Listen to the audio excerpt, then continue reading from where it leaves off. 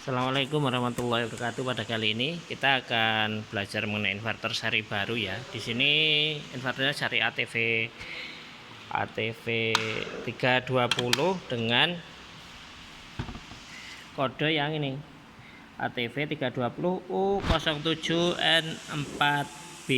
Yang mana daya yang bisa diatur adalah ini 0,75 kW sampai 1 HP ya. Ini data-datanya ini. Nah, terus dari sini tentunya kita harus tahu bagiannya. Yang pertama ini adalah bagian yang pertama ini digunakan untuk menyeting untuk menyambungkan fase sumber, kemudian ini untuk menyambungkan ke motor, ini untuk menyeting, dan ini digunakan untuk nanti cari kodenya.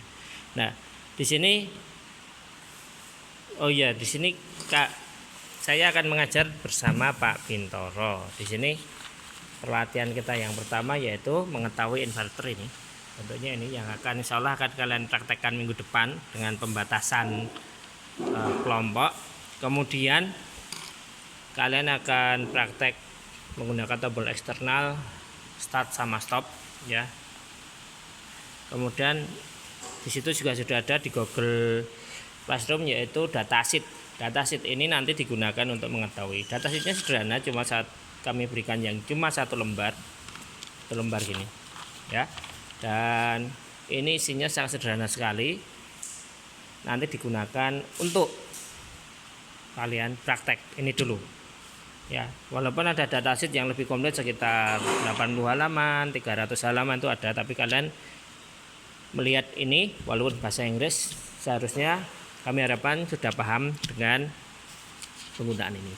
Ini ada namanya getting started with ATV 320. Memulai inverter ATV 320. Nah, gitu. Pertama download manual ini ya. Ya, download manual. Kalau nggak tahu bisa dicek ke Google Translate. Kemudian verify the delivery of drive kayak gini. Bener nggak serinya ini gitu. Kemudian yang berikutnya verify the supply lah. Supply-nya berapa? Nah, yang dibutuhin berapa? Bacanya dari mana? Bacanya adalah dari sini. Kita tadi kodenya adalah ATV 320 berapa? 320 ini U07N4B. Kita cari di sini.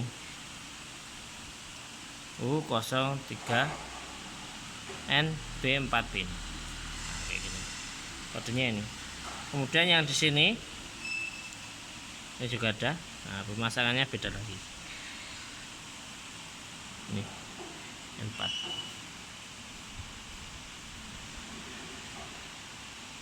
Ya, dimana ini adalah kalau kalian cari di internet dokumen aslinya itu adalah untuk 400 volt begitu. Ini kayak gini.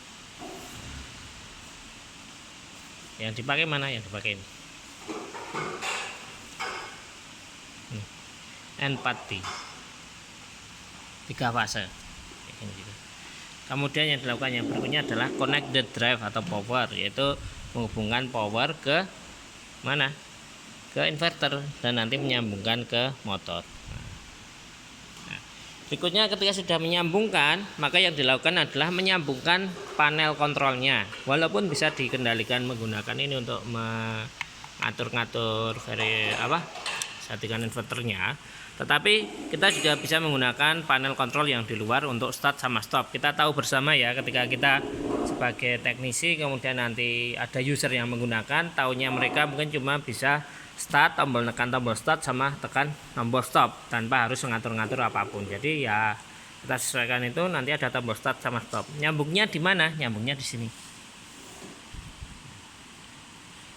Kalau untuk ngatur kecepatan disambung menggunakan potensio, sama seperti seri Sinemic dari Siemens kemarin. Ini bentuknya beda. Gitu. Kemudian yang berikutnya, kalau tombol di situ di mana? Di sini. Nah, itu di situ ada yang R1A, R1B, ada A, ada D1, D1, D2 ini. Kayak gitu. Dan nanti disambungnya gimana? Sambungnya menurut ini. Kan cuma ada tombol forward sama reverse, putar balik. Nah, berarti kan kalau stop ya dilepas saja. Start ditekan forward reverse.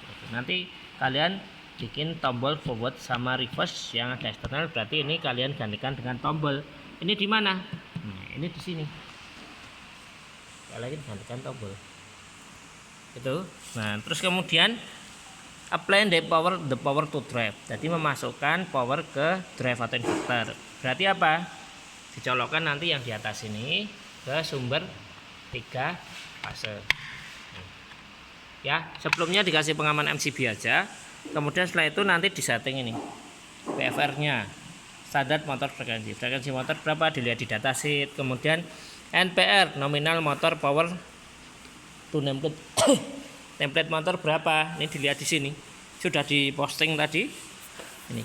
Nah, kalian tentukan di sini ya. Nanti tinggal dipelajari, lihat di foto aja karena ini gambarnya gerak-gerak.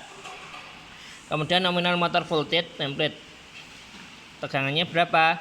Nominal motor current arus gitu ya. Cari kata kuncinya ada current, ada voltage ya. Tegangan sama arus begitu. Kemudian motor frekuensi berapa? Frekuensi motor. Kita di Indonesia pakai 50, kalau pengen over sampai 100 dan selanjutnya itu inverter bisa ngatur, tapi nanti motornya bisa nggak kuat. NSP, rated motor speed. Speednya berapa? Itu cari di kecepatan nominal. Nominal motor current dan motor nameplate berapa. Nah, kayak gitu. Nanti sesuaikan yang akan kalian setting ini. Yang pertama, yang kedua yang kalian setting adalah ini. Acceleration ini adalah waktu untuk start. Misalkan 3 detik, jadi berhenti total ke minimum motor itu nanti butuh waktu 3 detik. Berhenti dalam waktu 3 detik.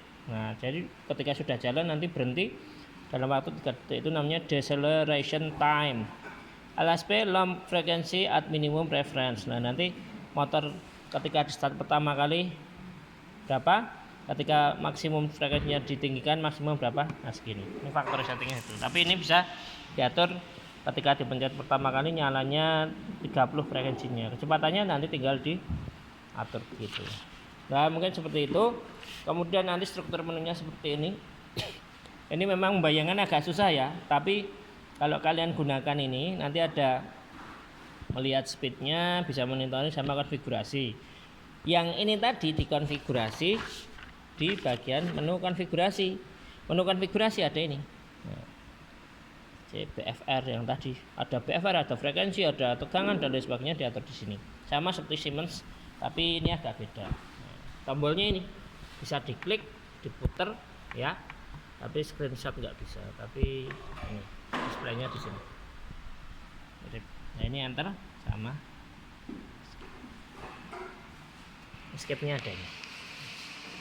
Mungkin itu aja yang bisa kami sampaikan, dan nanti tugasnya adalah membuat wiring diagram beserta konfigurasi dari variabel inverter. Ya, kalau ada yang tanya silakan tanya di Google Classroom. Mungkin itu aja. Kurang lebihnya mohon maaf. Kami akhiri. Wassalamualaikum warahmatullahi wabarakatuh.